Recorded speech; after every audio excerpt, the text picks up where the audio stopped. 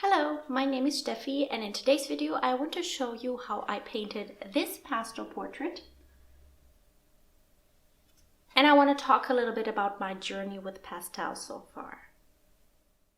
Have you ever had the feeling that an art supply that you've never tried before was really right for you?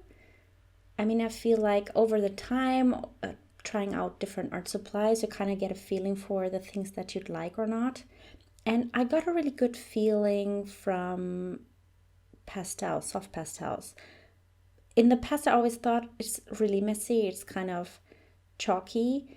And so I wasn't really interested in trying them out. And then I heard about PanPastel, and I thought that's a nice way to apply pastel and not really having to get your fingers dirty while doing it. And then I heard about pastel matte paper, which is really nice for grabbing onto the pastel pigments. And I thought this is also really nice because then you don't have the dusty side so much. So I guess I kind of just heard things about different ways to use pastel that got me more and more interested. And for those of you who are new to this channel, I just want to give a little bit of a background, just in case you're wondering about whether pastels could be right for you or not. So my background is more in the grayscale arena, so drawing basically, pencil and paper, and also the dry brushing technique that I really like, but it's really just grayscale. And color, I mean, I have had some experience with this. I've painted a little bit, but it's definitely not something that I feel super comfortable with. But for some reason, I thought that pastels might be really nice because with PanPastels, they seemed like very intuitive to me, like the videos that I've seen. And from the few times that I've tried them out now, I find that that's pretty much the case.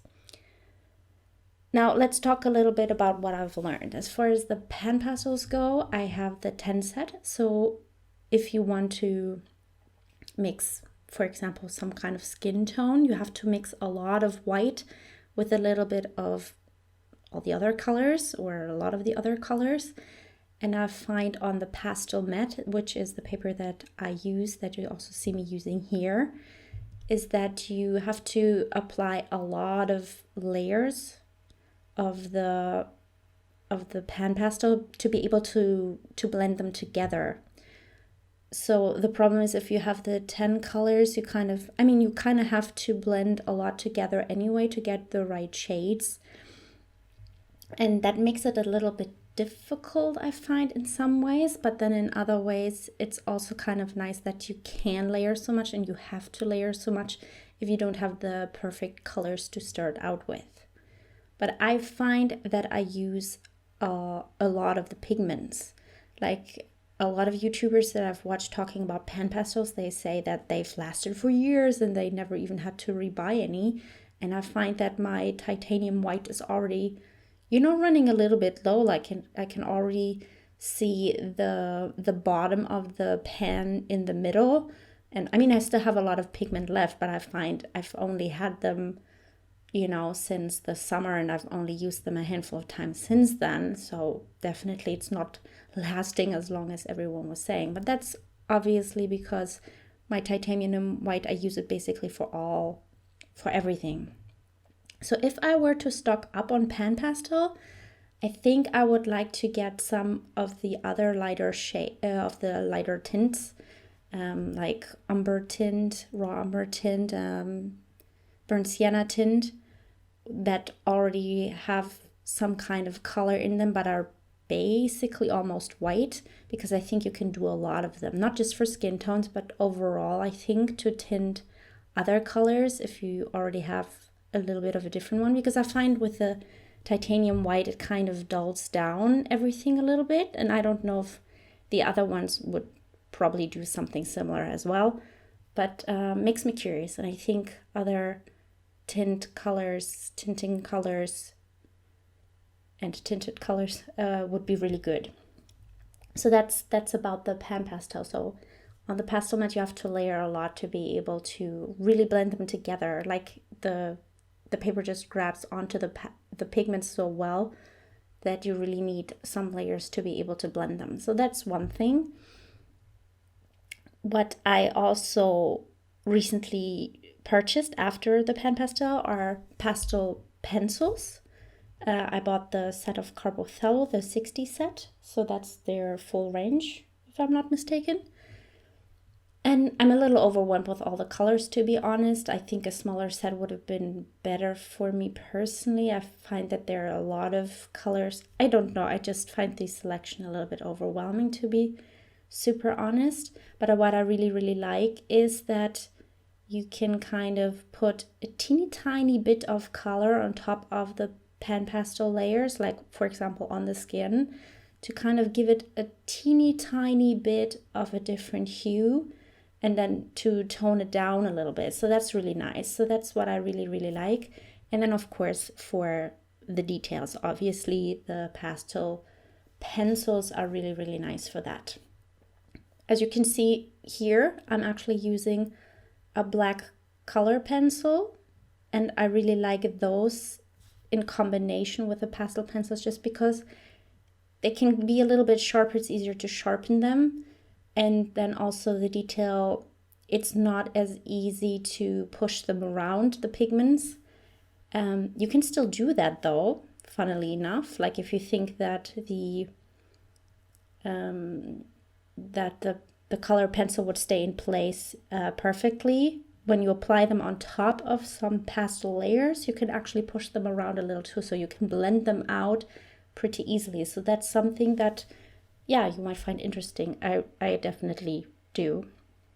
So if you draw on the Pastelmat directly, then that's a different thing. But if there's a little pastel underneath and you apply your color pencil, then you can blend them out easily as well. And I really like to use the soft tools that I also recently got.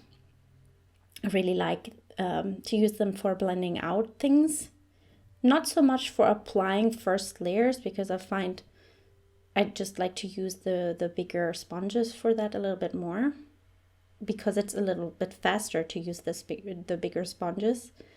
But for blending, I really, really like the little handle and then the soft tools for it. I also got the little applicator that looks like here you can see me use the little eyeshadow applicator, and they have one with a longer stem, so I use that too. It's, I guess, a little bit more comfortable to have the longer stem for longer projects, I guess. So I recently got that. I don't think I already had it when I was working on this portrait though. But I recently got it and I already tried it out, and I like that one as well.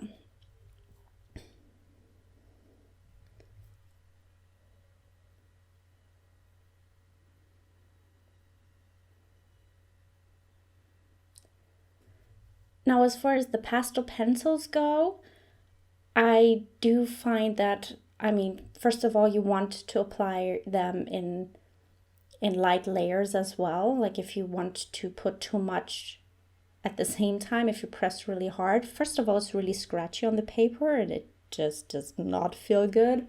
I do not like it.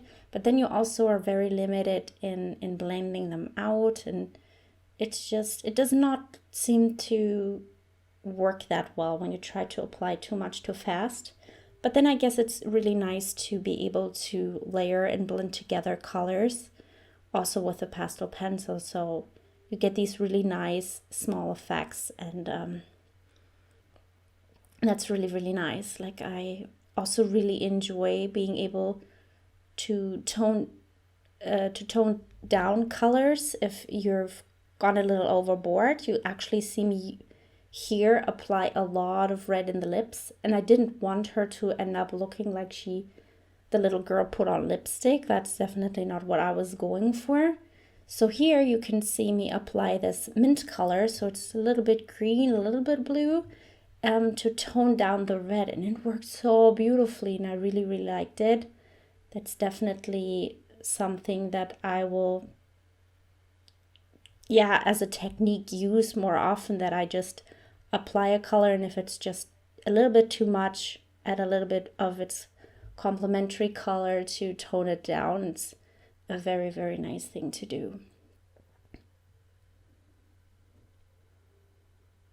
I really like pastels, and I actually got really interested. Like, as you can tell here, I was trying very hard to get an accurate, realistic representation of the colors in the face.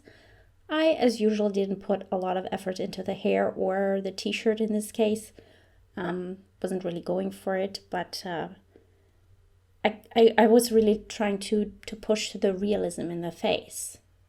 But what I'm also really, really interested in are the painterly effects that you can get with pastels.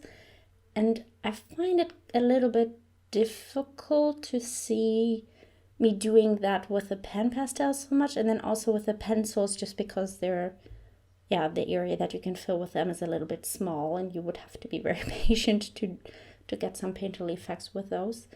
So I'm actually really interested in also getting a couple of pastel sticks, soft pastel sticks to apply, and that will be my next project really, to get some painterly effects. But yes, very, very much like soft pastel so far. I hope you like this video.